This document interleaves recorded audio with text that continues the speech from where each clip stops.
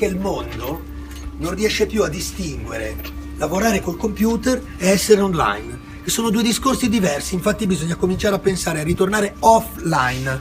Nella Costituzione italiana c'è scritto che l'uomo si può associare, ma non c'è scritto online.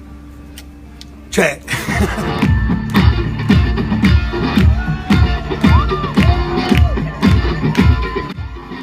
Social non c'entra niente con il sociale, perché cioè, dobbiamo ricordare che cos'è il sociale, ascoltarci la canzone Il sociale e l'antisociale di Guccini e ricordarci cosa vuol dire fare innanzitutto della musica sociale e poi cosa vuol dire società, cosa significa società, perché questa che chiamano social non ha a che fare con una realtà sociale, è una realtà di ognuno in camera sua e non è società. Daddy, why don't you live a life for me?